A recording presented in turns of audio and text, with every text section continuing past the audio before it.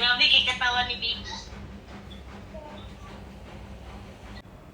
Hi guys! Kain tayo! Ayan, may fried rice, may bangus, marinated na bangus, last na lang po. And salad na, tawag ito, ampalaya.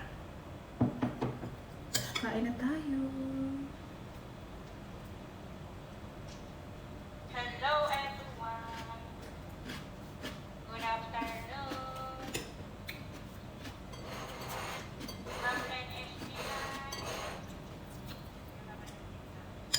Ilang shoutout po sa inyo lahat. Si Sarah Jordan, Ma'am Caps Mix Vlog. Lunch tayo! Hi Ate Lynn!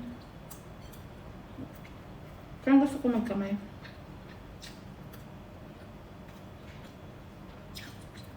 Kain kayo guys. Hi Ate Arlene. Ate Arlene. Enjoy. Salad na ampalaya. Tapos, yung minarinate ko na bangus. Niloto ko siya sa air fryer. Nagutom ako. Ang oras na. Yum na.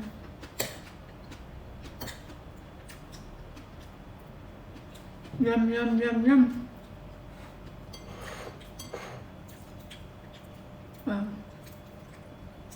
Matagal na tong isda na to. Na hindi na ako.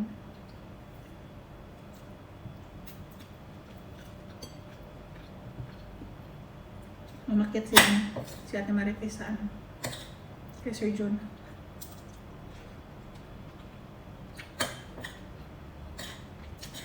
Late na yung lunch.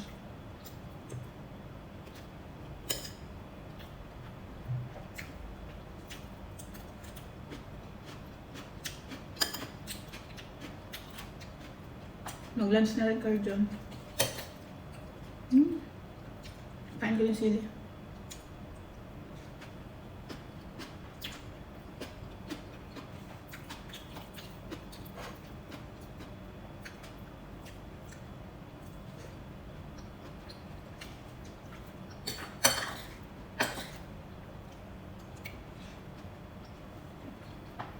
Thank you so much guys sa pagtambay. Naman ang katambay dyan. Salamat. Maraming salamat. Wala yung amo ko kaya nakapag-yayaw ako. Kakaalis lang kasi niya eh.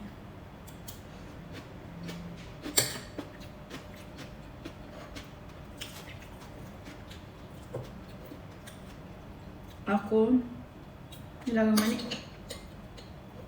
Saan ko nilagang yung mani na yan? Ang sarap niya nilaga. Mas gusto ko pa yung nilaga kaysa sa yung fried.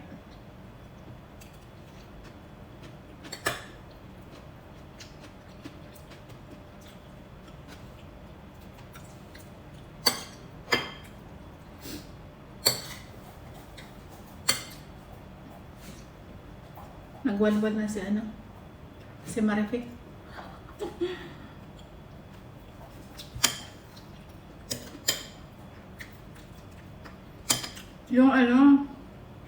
Yung bagong ani, sarap nun.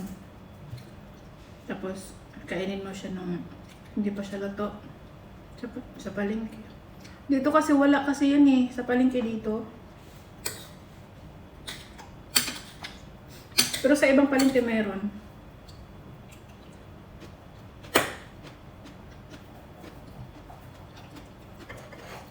Dito sa banda sa amin wala. Kung meron lang. Siguradong makakabili ako.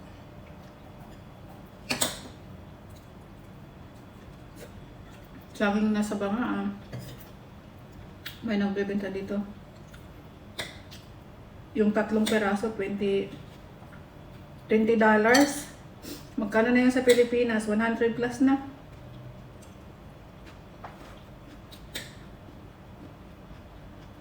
Oh. Hindi ay. Eh, mas lalo na ang fresh. Mas lalo na yung fresh ate. Mas paborito niya yung fresh. Pati sili na, kinain na. Bahala ka dyan.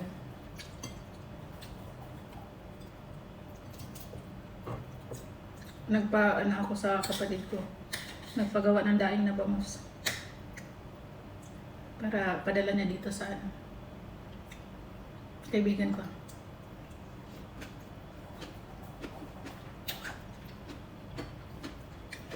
Nakakamiss yung mag-ano din, no? Magkwento-kwentuhan. Ate, dahil sa sobrang busy na, wala na. Yung mga live, hindi na siya wala nang tao.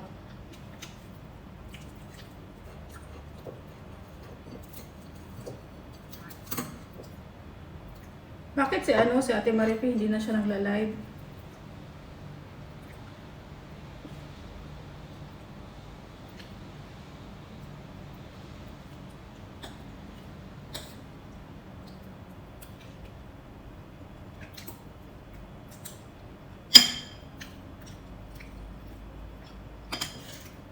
Andito din kasi yung alaga ko bakasyon. Yung galing sa UK.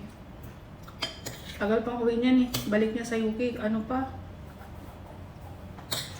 September pa.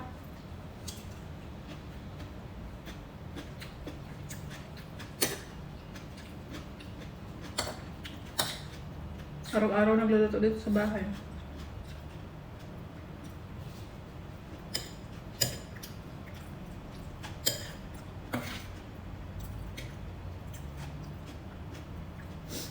Tapos yung pagkain nila, hindi naman pareho. Kanya-kanya sila ng pagkain. Iba din yung sa akin.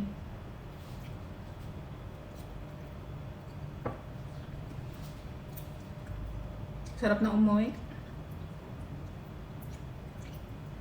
Kahit walang pera, uwi na.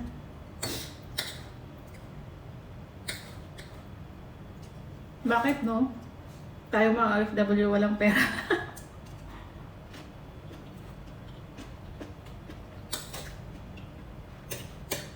Bakit mas din ang OFW walang mga pera?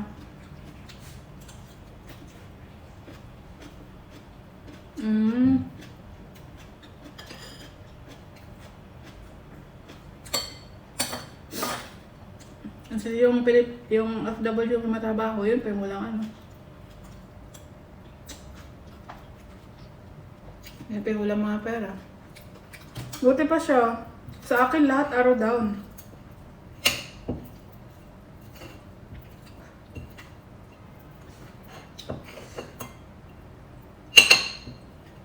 Doon sa main ko, ganun din, araw down. Kaya parang rin, tinatamad na rin ako. Nasabi ko last time na hindi na ako mag-YT. Kaya may sasali sa team. Kasi ganun pa rin naman. Ang gusto ko na umalis sa team. Ate Irene!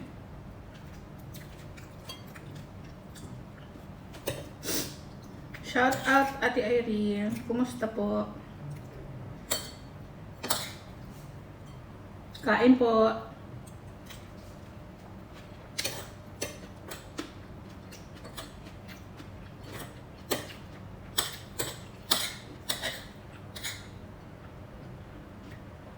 Sir Dennis, kain po.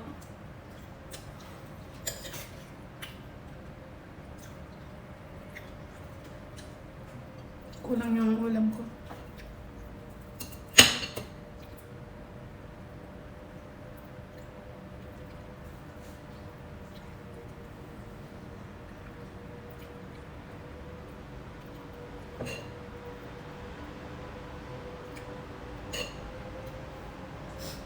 Pakain.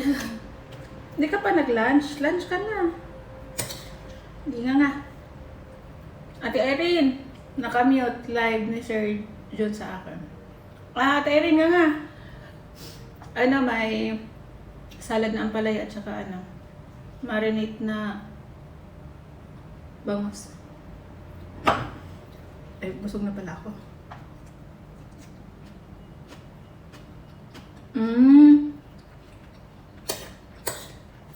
Kumakanta si ano doon?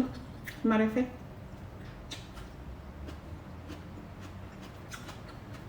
Bakit masama pakiramdam mo? Dahil ba ano dyan, maulan?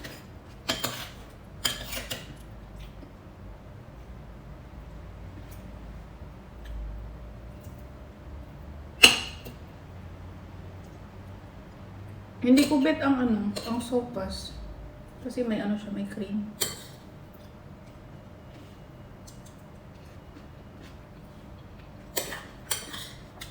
Pahinga ka din minsan. Wala ka ng pahinga.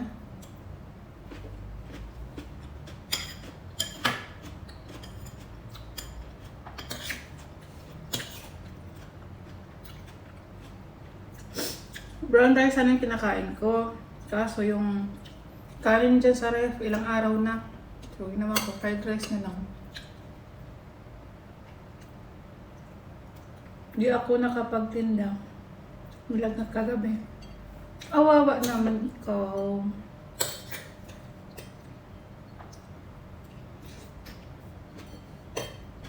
Pahinga lang yan ate. Kumain ka, uminom ng gamot, matulog ka. Yun lang.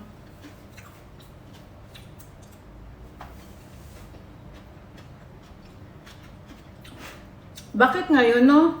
Yung, di ba dati, yung mga bata pa, naliligo sa ulan, parang okay lang, di ba? Pero ngayon, bakit ano, kung saka na, pag nabasa ka ng ulan, nagkakasakit ka. Iba na. Dati nga, maliligo pa sa ulan. Ngayon, hindi na pwede maligo sa ulan. Kasi, sabi ko dapat niligo. Oo nga, pag naulanan ka, dapat maligo ka. Kasi yun yung time, yun yung ano, magsisimula yung ubo-sipon. Pahinga muna, baka mag-goodbye. Huwag naman. Iba naman yung mag-goodbye.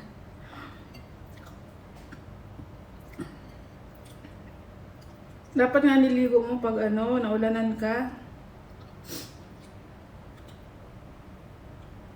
Dati naman ano, naliligo pa tayo sa ulan. Okay naman, hindi naman nagkakasakit. Ngayon iba na. Iba na talaga pag ano, tumatanda na. Iba na yung ano sa katawan.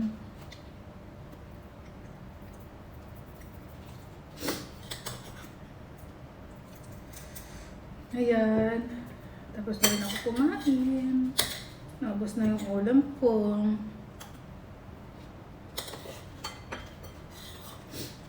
Baka ano, mahina na yung resistensya pag ganun.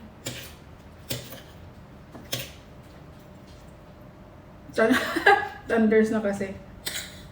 Ano, yung immune system ba, mababa na.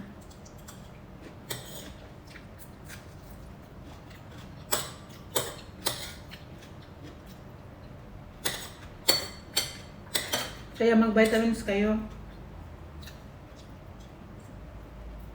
Simula. Nag-18 million yung ano, tao.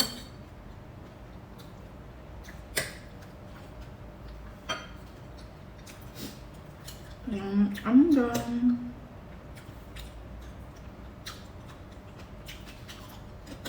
Kasi pag habang tumatanda tayo, humihina yung ating immune system. So, ang hindi dapat tanggalin sa katawan yung ano, vitamins talaga.